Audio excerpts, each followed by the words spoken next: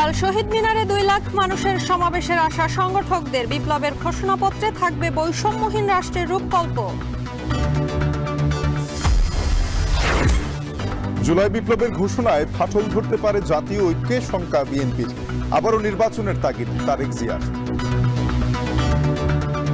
সংসদ পর্যায়ে নির্বাচন হোক, সেটি মসজিদ কমিটির নির্বাচন হোক, সেটি কোনো প্রতিষ্ঠানের নির্বাচন হোক, কিন্তু নির্বাচন প্রক্রিয়ার ভেতরে বাংলাদেশকে ফিরিয়ে আনতে হবে। নিষিদ্ধ না হলে নির্বাচনে আসতে বাধা নেই আওয়ামী লীগের, বললেন সিইসি। বাইরের কোনো চাপ নেই কমিশনে।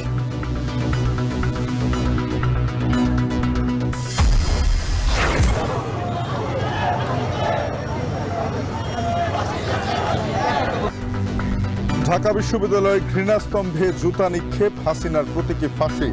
স্বৈরাচারের চিহ্ন মোছা যাবে না, বলছেন শিক্ষার্থীরা।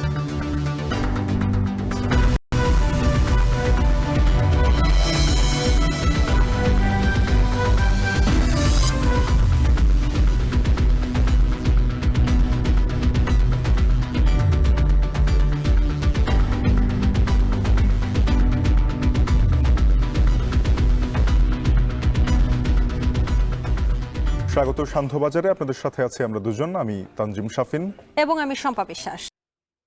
শাফিন, আগামীকাল জুলাই বিপ্লবের ঘোষণাপত্র প্রকাশ করবে বৈষম্য বিরোধী ছাত্র আন্দোলন এবং জাতীয় নাগরিক কমিটি, যেখানে বিগত কর্তৃত্ববাদী সরকারের শাসনামল থেকে মুক্তির প্রেক্ষাপট এবং আগামীর বৈষম্যহীন রাষ্ট্রের রূপকল্প থাকবে। এটাকে বলা হচ্ছে যে ঐতিহাসিক এবং রাজনৈতিকভাবে বিশেষ গুরুত্ব থাকলেও অনেকেই মনে করছেন এটি দলীয় ঘোষণাপত্র হতে চলেছে। পাশাপাশি রাজনৈতিক বিশ্লেষকরা পরামর্শ দিয়েছেন যে জাতীয় ঐক্য প্রতিষ্ঠার ক্ষেত্রে সকল অংশীজনদের, অর্থাৎ সকল রাজনৈতিক দলগুলোকেও যেন এই ঘোষণাপত্রের সাথে নেওয়া হয়। এ নিয়ে আমরা বিস্তারিত দেখব সহকর্মী হাসিব বিল্লার প্রতিবেদনে। বৈষম্য বিরোধী আন্দোলন শুরুর 34 দিনের মাথায় কেঁপে ওঠে স্বৈরাচারের মসনদ, যেদিন কেন্দ্রীয় শহীদ মিনার থেকে শেখ হাসিনার পদত্যাগের এক দফা ঘোষণা হয়। এর একদিন পরই ছাত্র জনতার বিজয় এলেও কোন প্রেক্ষাপটে এই অভ্যুত্থান, সে লিখিত ঘোষণা আসেনি গত 5 মাসেও। তাই বছরের শেষ দিন মঙ্গলবার লিখিত দলিল জাতির সামনে তুলে ধরতে চায় গণ অভ্যুত্থানে নেতৃত্ব দেয়া বৈষম্য বিরোধী ছাত্র আন্দোলন। সমন্বয়করা বলছেন, 72-এর সংবিধানে মুক্তির আকাঙ্ক্ষা পূরণে ব্যর্থতা এবং গত 15 বছরে আওয়ামী লীগ সরকারের দমন পীড়নের কথা তুলে ধরা হবে জুলাই ঘোষণাপত্রে। পাশাপাশি স্থান পাবে অভ্যুত্থান পরবর্তী আকাঙ্ক্ষা অনুযায়ী আগামীর বাংলাদেশের রূপরেখা। মুক্তিযুদ্ধের যে প্রোক্লামেশন পরবর্তী যে আকাঙ্ক্ষাটা তৈরি হয়েছিল, সেই আকাঙ্ক্ষাটা বাস্তবায়ন করা যায়নি। এখন আমরা 24-এ এসে আমরা নতুন বাংলাদেশ কেমন হতে পারে, আমরা কিসের ভিত্তিতে নতুন বাংলাদেশ চাই, সেই জিনিসগুলোর প্রতিফলন এর মধ্যে ঘটবে। এই জুলাই গণ অভ্যুত্থানকে স্বীকৃতি দিতে চায়, আনুষ্ঠানিক স্বীকৃতি দিতে চায়, এবং সেই সাথে এখানকার যারা ওয়ারিয়ার তাদেরকেও এই স্বীকৃতিটা আমরা দিতে চাই, যাতে করে কোনো প্রকার সাংবিধানিক বাধ্যবাধকতা এখানে না থাকে। গণ অভ্যুত্থানে নেতৃত্ব দেয়া সংগঠনের নেতারা বলছেন, অভ্যুত্থানে অংশ নেয়া সবার মতের প্রতিফলন থাকবে জুলাই ঘোষণাপত্রে। এই পতনের জন্য কিন্তু আমরা সবার সাথে বলে বলে কিন্তু এক দফাটা ঘোষণা করা হয়নি। 5 আগস্ট রাজনৈতিক দলগুলো বাই নেম, তাদের বিএনপি জামাত বিভিন্ন বাই নেম পার্টিসিপেট করেনি। হ্যাঁ, এখানেও সেভাবে সবাই অ্যাজ জনগণ হিসেবে বাংলাদেশকে যারা সবাই ওন করে, সবগুলো রাজনৈতিক দল থেকে সব ধরনের সব পক্ষ এবং মতের মানুষ এখানে পার্টিসিপেট করবে বলে আমরা বিশ্বাস করি। এটা গোটা বাংলাদেশের জুলাই গণ অভ্যুত্থান যারা করেছে সকলের সাথে কথা বলে, স্টেক হোল্ডারদের সাথে কথা বলে, এবং জনমানুষের যে আকাঙ্ক্ষা আছে তারই একটা প্রস্ফুটিত রূপ হবে। তবে রাষ্ট্র সংস্কার আন্দোলনের প্রধান সমন্বয়কারী মনে করেন, এটি হবে একটি দলীয় ঘোষণাপত্র। এটা একটা ঘোষণা থাকতে পারে যে আমরা এই কারণে আসলে যুক্ত হয়েছিলাম এবং আমরা এই অর্জন করতে চাই, এবং এর মধ্যে আমাদের সাথে এরা আসছে। এটার এক ধরনের একটা কি বলা যায় যে ঐতিহাসিক গুরুত্ব আছে।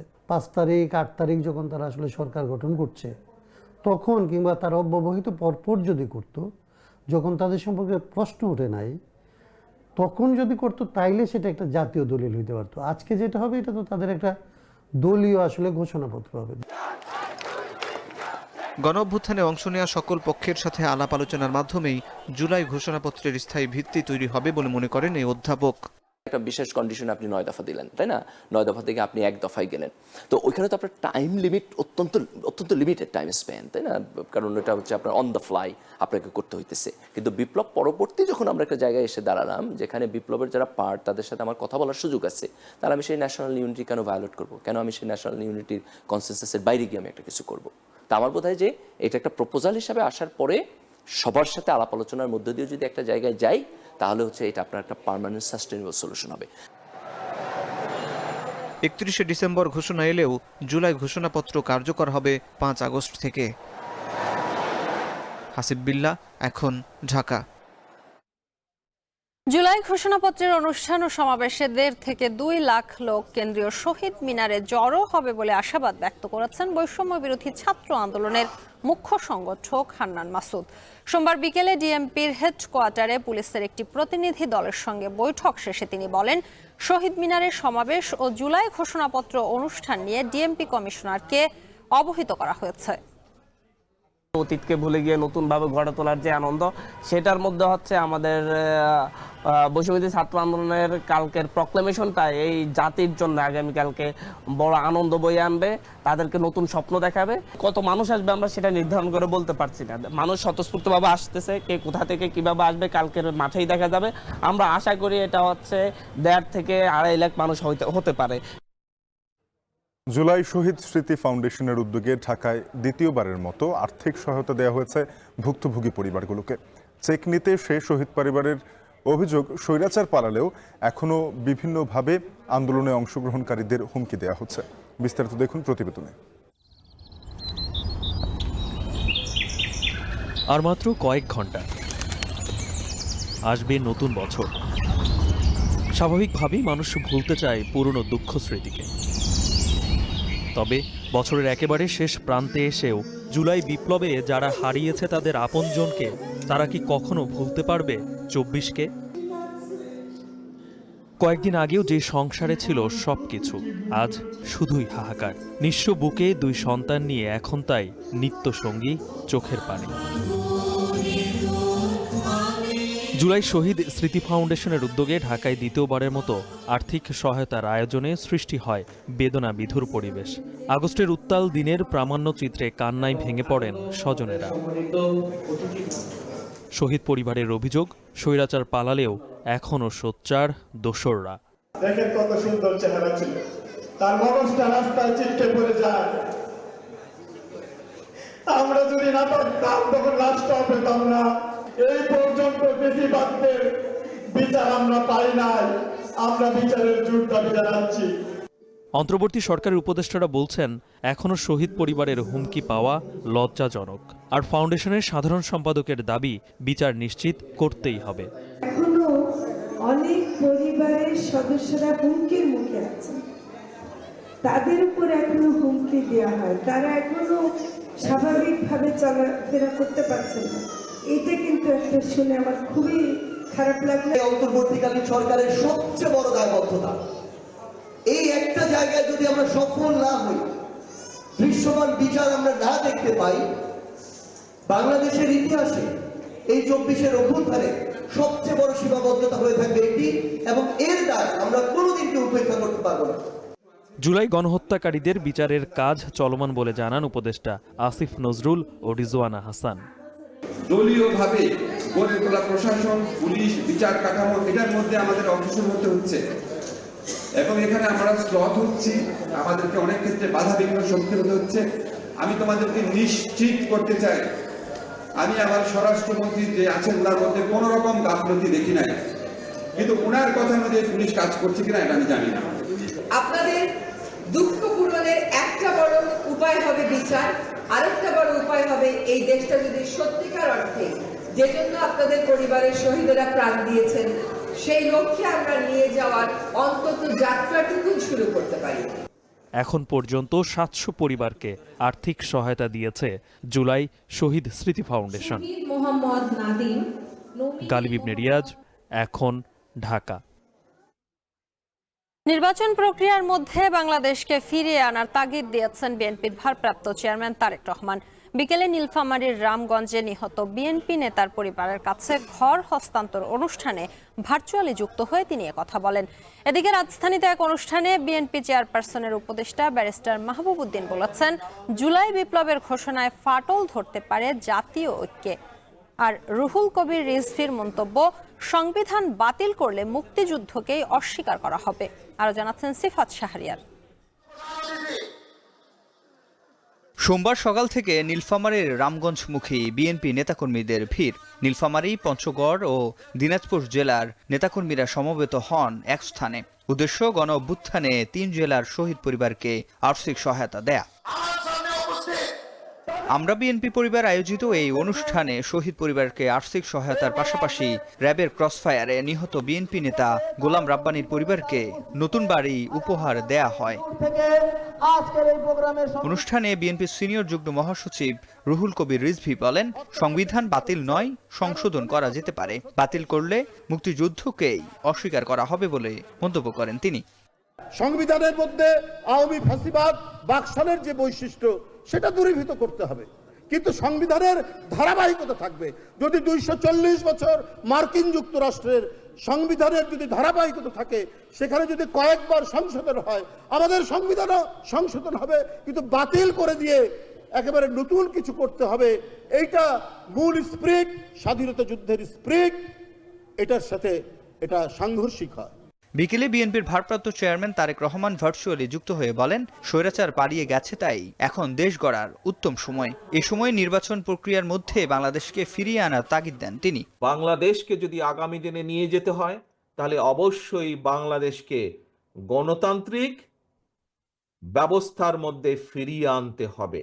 সংসদ পর্যায়ের নির্বাচন হোক, সেটি মসজিদ কমিটির নির্বাচন হোক, সেটি কোনো প্রতিষ্ঠানের নির্বাচন হোক, কিন্তু নির্বাচন প্রক্রিয়ার ভেতরে বাংলাদেশকে ফিরিয়ে আনতে হবে। সাধারণ মানুষের অভাব অভিযোগ যেগুলো আছে, সেগুলো সমাধানের উদ্যোগ গ্রহণ করবে সরকার। এইরকম একটি সরকার আমরা আগামী দিনের বাংলাদেশে গড়ে তুলতে চাই। এর আগে সোমবার দুপুরে বিএনপি স্থায়ী কমিটির সদস্য ডক্টর আব্দুল মঈন খান মন্তব্য করেন, মানুষের সংস্কার না হলে হাজারটি সংস্কার কমিশন করেও লাভ হবে না। ছাত্র থাকাকালীন অবস্থায় যদি কোনো ছাত্র মনে করে যে আমি দেশ চালানোর জন্য আমার যথেষ্ট শিক্ষা হয়ে গিয়েছে, তাহলে আমার ধারণা যে সেই চিন্তাধারা সঠিক হবে না।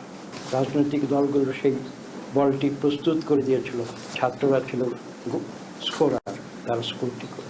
এদিকে বিএনপির আরেক স্থায়ী কমিটির সদস্য নজরুল ইসলাম খান বলেন, ৭১-এর বিজয়কে ধারণ করে ২৪-এর বিজয়ের আকাঙ্ক্ষাকে সফল করতে হবে।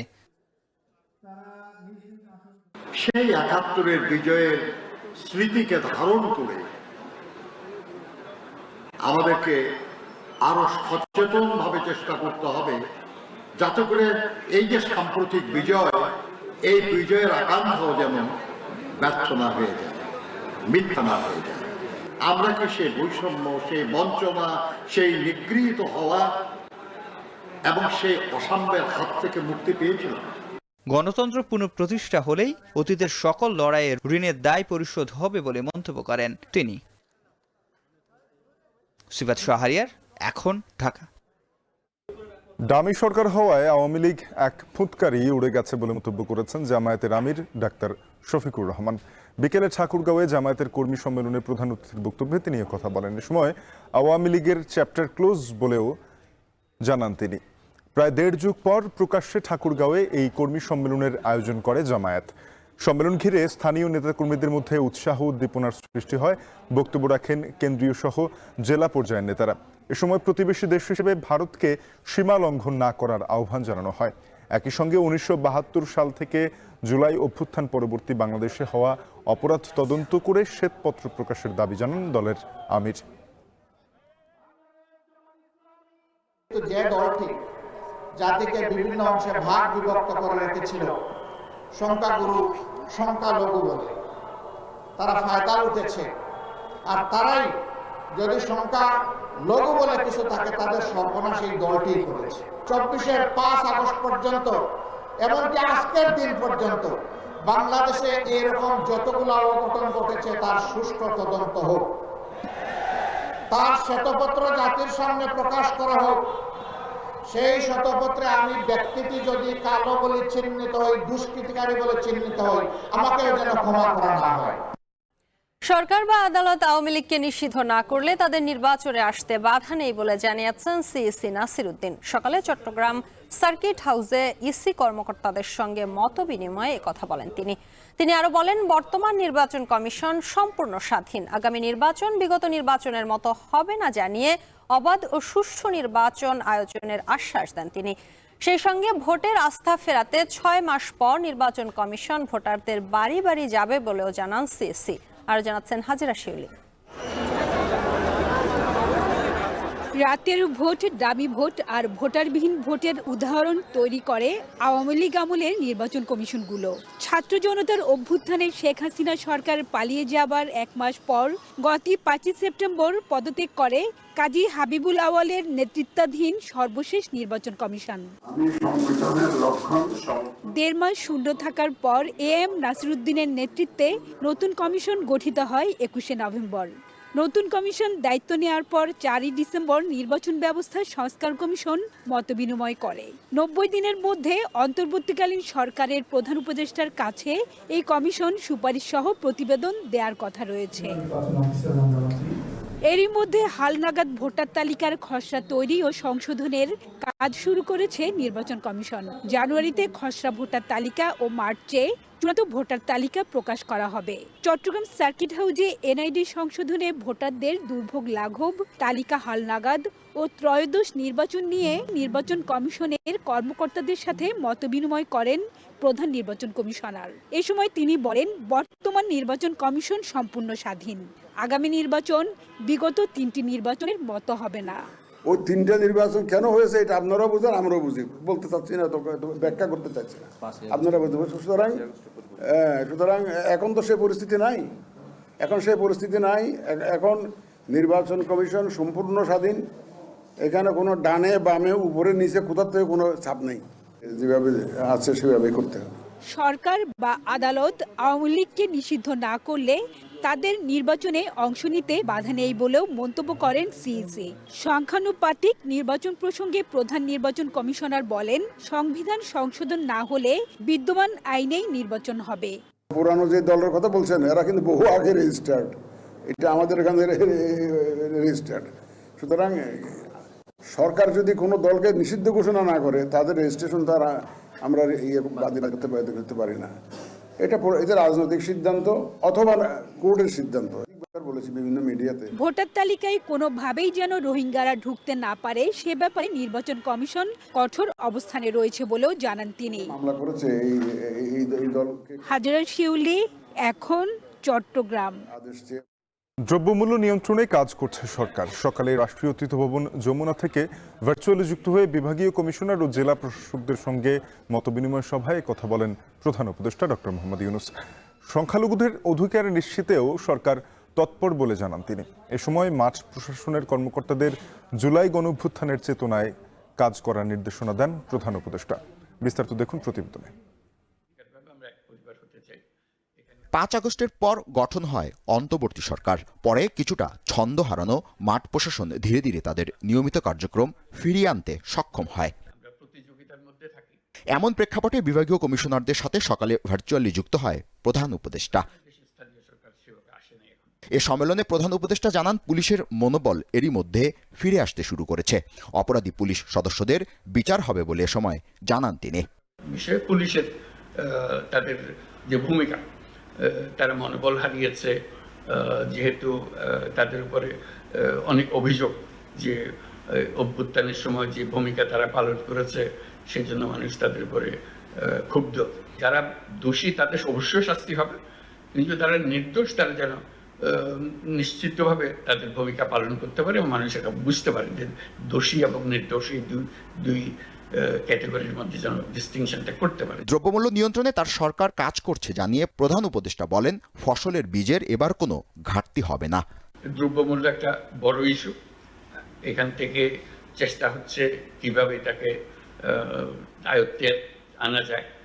এখন আয়ত্তে আনার সুযোগ আরো বেশি সৃষ্টি হয়েছে। এই দ্রব্যমূল্যের উপরে বিশেষ নজর দেওয়া আমাদের খুব দরকার এখন। মানে কৃষকের অনেক জিনিস অভাব করে, বীজের অভাব হয় ইত্যাদি ইত্যাদি। বিশেষ করে সারের ব্যাপারে আমরা প্রায় শুনি অমুক জায়গায় সার ঠিকমতো যাচ্ছে না, সেটা নিশ্চিত করা, সেগুলো কিভাবে আমরা করতে পারি সেটার দিকে নজর রাখা। এ সময় দেশ গঠনে জুলাই আগস্ট অভ্যুত্থানের চেতনা ধারণ করে বিভাগীয় কমিশনার ও জেলা প্রশাসকদের কাজ করার নির্দেশনা দেন তিনি। অভ্যুত্থানের জন্ম হলো, সেটাকে ধারণ করে সেটার স্পিরিটকে প্রসারিত করে আমরা যে কাজকর্মগুলো করব সেগুলো যাতে মানুষ মনে করে যে হ্যাঁ একটা বড় পরিবর্তন হয়েছে, পরিবর্তনটা যেন চোখের লাগে। এই সুযোগটা যদি আমরা না বুঝি তাহলে বোধহয় আমরা ব্যর্থ হলাম। এই যে পরিবর্তনের সুযোগটা সৃষ্টি হয়েছে, আমরা উপর থেকে হয়তো যা যা কাগজপত্র নির্দেশ যাচ্ছে সেটা একরকম ভাবে আসবে, নিজের থেকে সেটাকে সম্প্রসারিত করতে হবে। যে 5 আগস্ট পর প্রধান উপদেষ্টার কার্যালয় থেকে এটি প্রথম কোনো বিভাগীয় সম্মেলন। বই বিতরণ হবে, সেটা নিয়ে নানা রকমের কথা উঠবে, কেউ বই পেল কেউ বই পেল না। জাবেদ আব্দুল্লাহ, এখন, ঢাকা। ঢাকা বিশ্ববিদ্যালয়ের রাজু ভাস্কর্যে ঘৃণাস্তম্ভে শেখ হাসিনার ছবি মুছে ফেলার প্রতিবাদে পুনরায় আকাশেসে জুতা নিক্ষেপ কর্মসূচি পালন করেন শিক্ষার্থীরা। এ সময় তারা শেখ হাসিনার ঘৃণাস্তম্ভ মুছে ফেলার তীব্র নিন্দা জানান। এদিকে কারওয়ান বাজারে শেখ হাসিনার প্রতীকী ফাঁসি দিয়েছে ছাত্রদল। আরো জানাচ্ছেন মোজাহিদ শুভ। 1000 টার্গেট, 1000 যে জুতা নিক্ষেপ না হবে আমার, আমি এভাবে চালিয়ে যাব। উনি আসলে এগুলা ডিজার্ভ করেন, যার জন্য অবশ্যই এখানে অংশগ্রহণ করাই লাগে। এই ক্ষোভ পতিত স্বৈরাচারের প্রতি ছাত্র জনতার, যে স্বৈরাচারের নির্দেশে কেড়ে নেওয়া হয়েছে হাজারো মানুষের প্রাণ। এর সঙ্গে যুক্ত হয়েছে বিগত 16 বছরের লুটপাট, গুম, খুন আর দুঃশাসনের প্রতি তীব্র ঘৃণা। তাই তো এর নাম এখন ঘৃণা স্তম্ভ। সেই ঘৃণা স্তম্ভে মনের সকল ক্ষোভ একত্রিত করে জুতা নিক্ষেপ করছেন সাধারণ শিক্ষার্থীরা। মানুষের ভোটাধিকার ক্ষুণ্ণ করা থেকে গুম, খুন, ধর্ষণ, যত রকমের অপকর্ম, চাঁদাবাজি, লুটপাট সবই হয়েছে এই আওয়ামী ফ্যাসিবাদী আমলে। নারী, পুরুষ, ছোট স্টুডেন্ট, রিক্সাওয়ালা, সব জাতি, ধর্ম, বর্ণ নির্বিশেষে সবাই একত্রিত হয়েছে। গণঅভ্যুত্থানের মুখে গত 5 আগস্ট আওয়ামী লীগ সরকারের পতনের পর শেখ হাসিনার ছবিতে লাল রঙের ছোপ দিয়ে জুতার মালা পরিয়ে দেয়া হয়। ছবিটি জনতার ক্ষোভ ও ঘৃণার প্রতীক হয়ে ওঠে। কিন্তু সম্প্রতি ঢাকা বিশ্ববিদ্যালয় প্রশাসন ও মেট্রো রেল কর্তৃপক্ষের নির্দেশে মুছে ফেলা হয় শেখ হাসিনার এই গ্রাফিতি। প্রতিবাদের ঝড় ওঠে সর্বমহলে। দুঃখ প্রকাশ করে ঢাকা বিশ্ববিদ্যালয়ের ছাত্ররা গ্রাফিতি অঙ্কন করতে চাইলেও সাধারণ শিক্ষার্থীরা আগেই পুনঃ অঙ্কন করে স্বৈরাচারের ব্যঙ্গচিত্র। ছবিটিতে লাল আভা দেওয়া হয়েছে এবং লাল রঙের ছিটানো হয়েছে, যাতে বোঝা যায় শেখ হাসিনার রক্তের উপরে এই বাংলাদেশে স্থায়ী ছিল। এই ভয়াবহতার চিত্র দেখে তারা যেন আগামী দিনের যে কোনো স্বৈরাচার হয়ে ওঠার যারা চেষ্টা করবেন তাদেরকে যেন এক এবং ঐক্যবদ্ধ হয়ে রুখে দিতে পারেন। এটা দীর্ঘ 17 বছর একটা স্বৈরাচারী সরকার দেশের মানুষের উপর যে অত্যাচার, নির্যাতনের স্টিম রোলার চালিয়েছে, সেই অত্যাচারের বহিঃপ্রকাশ হিসাবে এই ঘৃণা তৈরি হয়েছে মানুষের মধ্যে। এই দেশকে উনি ধ্বংস করে দিয়েছে, এই দেশকে উনি বিক্রি করে দিচ্ছে চেষ্টা করেছে। এতদিন বাংলাদেশে শেখ হাসিনা ছিল, ততদিন ভারত সব সুযোগ সুবিধা পাইছে, ইলিশ মাছ পাইছে, গ্যাস পাইছে, সবকিছু পাইছে। 17 বছর অনেক নির্যাতন হয়েছে, অনেক নির্যাতন করছে মানুষকে, ব্যবসা বাণিজ্য, প্রত্যেকটা সেক্টর। ছাত্রদের অভিযোগ, মানুষের মন থেকে শেখ হাসিনার রক্তমাখা ছবি মুছে দিতে বারবার অপচেষ্টা হয়েছে। 3 জুলাইয়ের ছবিটি শেখ হাসিনা ক্ষমতায় থাকা অবস্থায় মানুষের সাহস ও ঘৃণার প্রতীক ছিল। যখন কিনা সারা দেশে আওয়ামী লীগের পতন ঘটে নাই, তখন ছাত্র জনতার সাহস করে এখানে এসে জুতা মেরে গেছে, এখানে এসে কাদা মেরে গেছে। তা সেই যে সাহসের স্মারক, একটা জীবন্ত স্মারক, সেই স্মারকটাকে তো হত্যা করা হলো। তবুও ভবিষ্যতে এই অপচেষ্টা রুখতে এই ঘৃণা স্তম্ভকে স্থায়ী স্মারক হিসেবে দেখতে চান জুতা নিক্ষেপকারীরা। তবে প্রতীকী ক্ষোভের পাশাপাশি শেখ হাসিনাকে দেশে ফিরিয়ে এনে দৃষ্টান্তমূলক শাস্তির দাবি বিক্ষোভকারীদের। ফ্যাসিস্টের সহযোগীরা এটি মুছে দিয়েছিল, তারপর সকল সাধারণ শিক্ষার্থী এবং দেশের সকল ক্রিয়াশীল ছাত্র সংগঠন আবারও এটি অঙ্কন করেছে। জুলাই অভ্যুত্থানের যত স্মৃতি ঢাকা বিশ্ববিদ্যালয় ক্যাম্পাসে রয়েছে, সবগুলো যেন প্রশাসনের নিজস্ব তত্ত্বাবধানে এগুলো সংরক্ষণ করা হয়। যখন থেকে আমার হুঁশ হয়েছে, আমি আওয়ামী লীগ সরকারই দেখতে পাচ্ছি এবং মনে হচ্ছে যেন বাংলাদেশে আওয়ামী লীগ সরকার ছাড়া অন্য কোনো ক্ষমতা নেই। এর বাইরে যেই কথা বলবে তা সেই আক্রমণের শিকার হবে। আমার আশেপাশে হয়েছে। এদিকে জুতার মালা গলায় পরিয়ে কারওয়ান বাজারের সার্ক ফোয়ারায় শেখ হাসিনার প্রতীকী ফাঁসি দিয়েছে ছাত্রদল ও সাধারণ ছাত্র জনতা। এ সময় জুলাই আগস্ট গণহত্যার নির্দেশদাতা শেখ হাসিনার বিরুদ্ধে নানা স্লোগান দিতে থাকে তারা।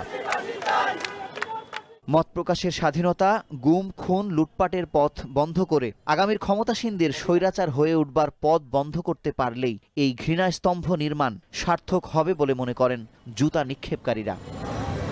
মুজাহিদ শুভ, এখন, ঢাকা। প্রায় প্রতিদিনই ডেঙ্গুতে আক্রান্ত হয়ে মৃত্যুর ঘটনা ঘটছে। নতুন করে আক্রান্ত হয়ে অনেকেই হাসপাতালে ভর্তি হচ্ছেন। শীত আসলে ডেঙ্গুতে মৃত্যুর সংখ্যা কমতে থাকলেও এবছর চিত্র ভিন্ন। স্বাস্থ্য অধিদপ্তরের সবশেষ তথ্য বলছে, রোববার সকাল পর্যন্ত একদিনে হাসপাতালে ভর্তি রোগীদের মধ্যে ঢাকার 2 সিটি কর্পোরেশন এলাকায় 46 জন, ঢাকা বিভাগে 23 জন, ময়মনসিংহে 4 জন, চট্টগ্রামে 27 জন, খুলনায় 20 জন, রাজশাহীতে 14 জন এবং বরিশালে 14 জন। স্বাস্থ্য অধিদপ্তর জানিয়েছে, বর্তমানে দেশের বিভিন্ন হাসপাতালে নতুন রোগী ভর্তি হচ্ছে।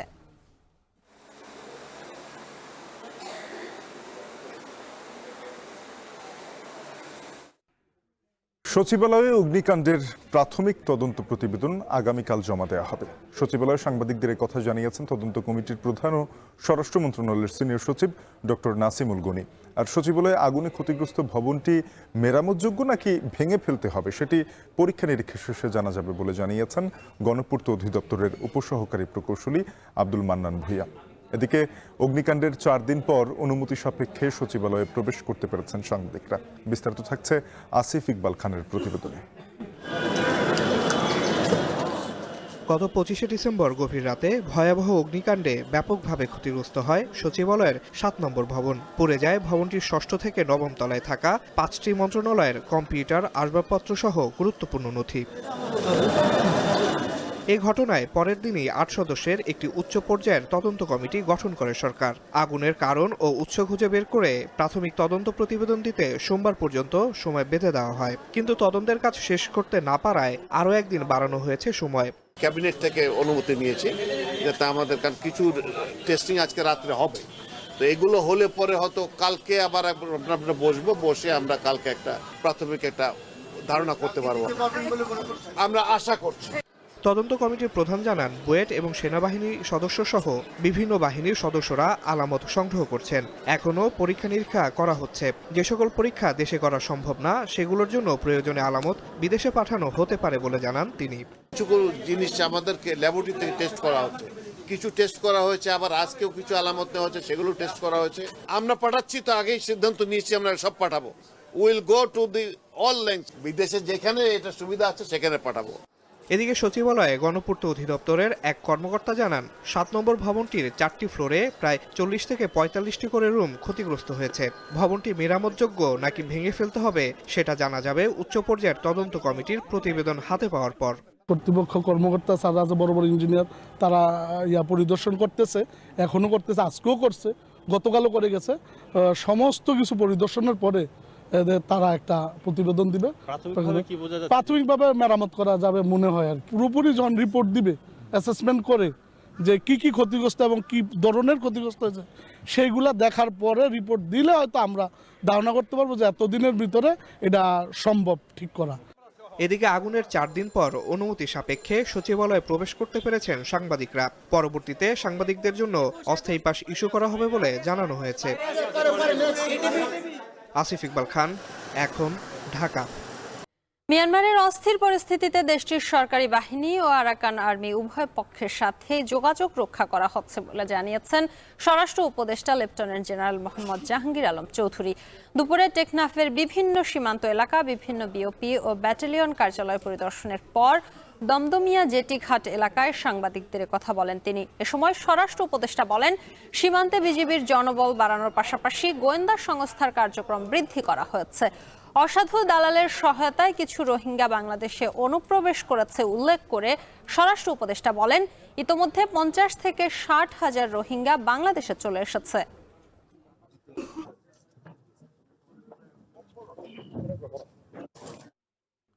কক্সবাজারের টেকনাফে জাদিমুড়া পাহাড়ি এলাকা থেকে রোহিঙ্গা ও বাংলাদেশি সহ 17 থেকে 19 জনকে অপহরণ করেছে দুর্বৃত্তরা। সকালে জাদিমুড়ার পশ্চিমে এই অপহরণের ঘটনা ঘটে জানিয়েছেন টেকনাফ উপজেলা নির্বাহী কর্মকর্তা। বললেন, সকালে অপহৃত এসব শ্রমিক পাহাড়ি নার্সারিতে কাজ করতে যাচ্ছিলেন। এ সময় কিছু লোক তাদের ধরে নিয়ে যাওয়ার খবর পান স্থানীয়রা। পরে খবর পেয়ে উদ্ধার অভিযান শুরু করেছে পুলিশ, এপিবিএন, বন বিভাগের একাধিক টিম। তবে কতজন রোহিঙ্গা ও কতজন বাঙালি সে বিষয়ে এখনো নিশ্চিত করতে পারেনি প্রশাসন।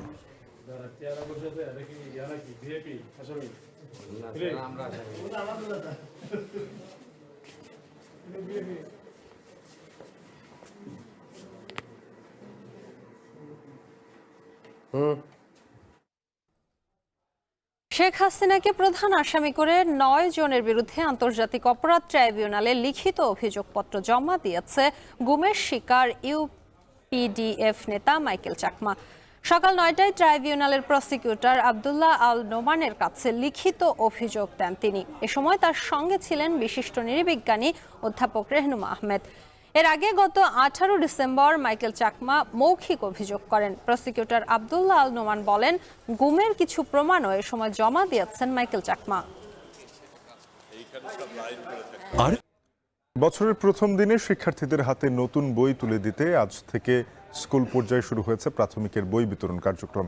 এখনো পর্যন্ত দেয়া বইয়ের সংখ্যা চাহিদার চেয়ে অনেক কম বলে জানিয়েছেন উপজেলা শিক্ষা কর্মকর্তারা।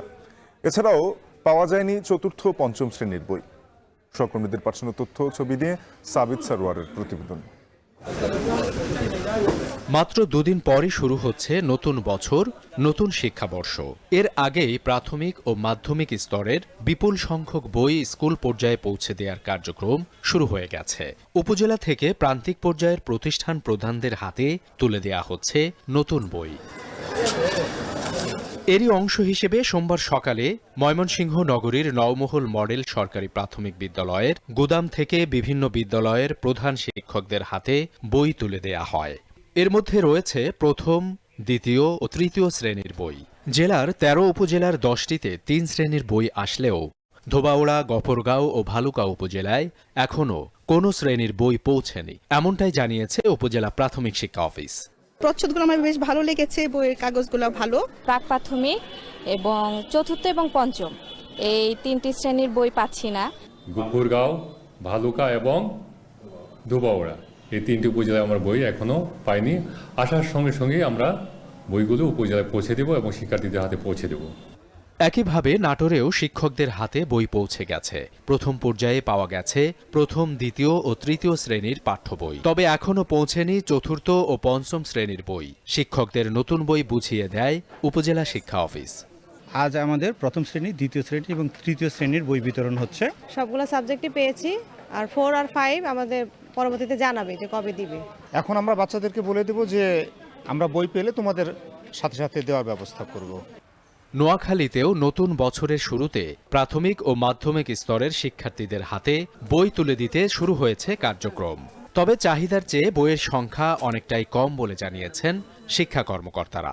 আসলে আমাদের বইয়ের চাহিদা যেটা ছিল আমরা তার অর্ধেকটা পেয়েছি, পুরো বইটা পাই নাই। বাকিগুলা পরবর্তীতে দাফে দিতেছে, তো দিতে গেলেও আমাদের সকল ছাত্রদেরকে তো আমরা একসাথে আনন্দ উল্লাস পাচ্ছি না। চতুর্থ এবং পঞ্চম শ্রেণীর যে বইগুলো এগুলো ছাপার কাজ চলছে, তো আমরা যতটুকু আমাদের কাছে মেসেজ সেটা হচ্ছে জানুয়ারির ফার্স্ট হাফে আমরা সব বই পেয়ে যাবো, এরকম তারা আমাদেরকে নিশ্চিত করছে। নোয়াখালীর 9 উপজেলায় প্রাথমিক স্তরে নতুন বইয়ের চাহিদা 16 লাখ। বিপরীতে এখন পর্যন্ত দেয়া হয়েছে মাত্র 7,84,000 বই। ফলে নতুন বছরের শুরুতেই জেলার অন্তত অর্ধেক শিক্ষার্থী নতুন বই উদযাপন থেকে বঞ্চিত হওয়ার শঙ্কা দেখা দিয়েছে। সাবিত সারোয়ার, এখন। দেশের বাইরের প্রসঙ্গ। বিমান দুর্ঘটনায় নিহত 179 যাত্রীর প্রতি শ্রদ্ধা জানালেন দক্ষিণ কোরিয়ার ভারপ্রাপ্ত প্রেসিডেন্ট। ভয়াবহ বিমান দুর্ঘটনার পর দেশটির বিমান পরিচালনার সার্বিক নিরাপত্তা ব্যবস্থা জরুরি ভিত্তিতে নিরীক্ষার নির্দেশ দিয়ে সোমবার নিহত আরোহীদের প্রতি শ্রদ্ধা নিবেদন করেন তিনি। এরপর নিহতদের জন্য আয়োজিত স্মৃতিস্তম্ভে শ্রদ্ধা নিবেদন করেছেন দক্ষিণ কোরিয়ার সাধারণ মানুষ। এই দুর্ঘটনার পর যে কোনো সহায়তায় দক্ষিণ কোরিয়ার পাশে থাকার ঘোষণা দিলেন মার্কিন প্রেসিডেন্ট জো বাইডেন। তদন্তকারীরা দুর্ঘটনার সম্ভাব্য কারণ, পাখির আঘাত এবং আবহাওয়ার পরিস্থিতি মাথায় রেখে তদন্ত করছেন বলে জানিয়েছে কর্তৃপক্ষ।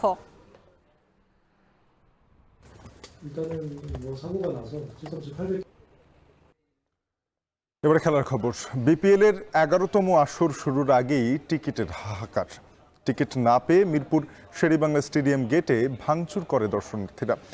পরিস্থিতি নিয়ন্ত্রণে করা হয়েছে সেনা মোতায়েনও। বিস্তারিত রেদওয়ান সায়নের প্রতিবেদনে। বিপিএল এর 11তম আসরকে ঘিরে মাস তিনেক আগে থেকেই চলছে প্রচারণা। তবে মাঠের বাহিরের চাকচিক্যে যেন ঘুণে ধরেছে মাঠের ক্রিকেটটা। অবাক করার মতো হলেও সত্যি, টুর্নামেন্ট শুরুর 24 ঘন্টা আগেও দর্শকরা জানতো না টিকিট কাটার পদ্ধতি। ফলাফল, উদ্বোধনী ম্যাচের আগেও টিকিট না পেয়ে স্টেডিয়াম প্রাঙ্গণে দেখা যায় ক্রিকেট প্রেমীদের আহাজারি। 6টা বাজে আসছিলাম, বলছে কি 4টা বাজে টিকিট দিব, 4টা বাজে টিকিট তারা দেয় নাই, বলছে কয়টা বাজে দিব, 6টা বাজে 1 ঘন্টা টিকিট দিছে। 26,000 দর্শক তারা স্টেডিয়ামের মধ্যে এক ঘন্টা কিভাবে টিকিট বিক্রি করে তারা? মানিকগঞ্জ থেকে এসেছে 2 দিন ধরে ভাই, কালকেও সকাল থেকে ঘুরে গেছে এখান থেকে, কিন্তু টিকিট পাইতেছে না। সময় যত গড়িয়েছে পরিস্থিতি হয়েছে ভয়াবহ। পুলিশের সাথে তর্কে জড়িয়ে একটা সময় স্টেডিয়ামের 2 নম্বর গেট ভেঙে ভেতরে ঢোকার চেষ্টা করে টিকিট প্রত্যাশীরা। আমরা বরিশাল থেকে আসছি খেলা দেখতে, আমাদের টিকিট লাগবে। আমরা 3-4 হাজার টাকা খরচ করে এখানে হোটেলে থাকতেছি খেলা দেখার জন্য। সকাল থেকে ভোর 6টা থেকে আইসা বসে রয়েছে এখানে। তারা বললো যে 10টা দিবে, 9টা দিবে, 11টা দিবে, কিন্তু টিকিট কোনো ছাড়ে নেই। শুধু এর ভিতরে 1 ঘন্টা টিকিট ছাড়ছে, 200 টিকিট হবে দিছে, এরপর আর টিকিট দেয়নি। পরিস্থিতি শান্ত রাখতে অ্যাকশনে যায় আইন শৃঙ্খলা বাহিনী। মিনিট 10-এর লাঠিচার্জে স্টেডিয়াম প্রাঙ্গণ ছেড়ে পালিয়ে যায় বিক্ষোভকারীরা। রেদওয়ান শাওন, এখন, Dhaka. We are proud partner of defending champion Fortune Borishal. Legends, local heroes, foreign stars, all are glittering. Stay well, keep well. শেষ করব সন্ধ্যাবাজার, তার আগে শিরোনামগুলো আরেকবার। কাল শহীদ মিনারে 2 লাখ মানুষের সমাবেশের আশা সংগঠকদের। বিপ্লবের ঘোষণাপত্রে থাকবে বৈষম্যহীন রাষ্ট্রের রূপকল্প।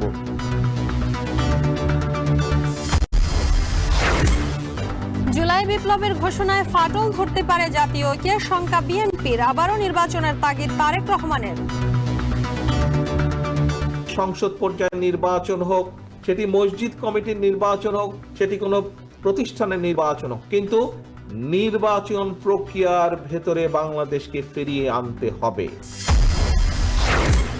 নিষিদ্ধ না হলে নির্বাচনে আসতে বাধা নেই আওয়ামী লীগের, বললেন সিইসি। বাইরের কারো চাপ নেই কমিশনে।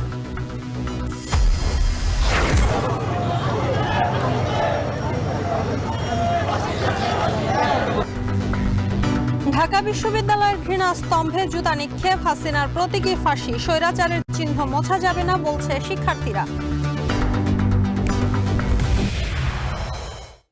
শেষ করছি সন্ধ্যাবাজার। এখন টেলিভিশন ওয়েবসাইটে দেখতে ভিজিট করুন www.ekhon.tv। যুক্ত থাকুন আমাদের ফেসবুকে facebook.com/tv.ekhon এবং ইউটিউবে দেখতে ভিজিট করুন youtube.com/c/ekhon tv।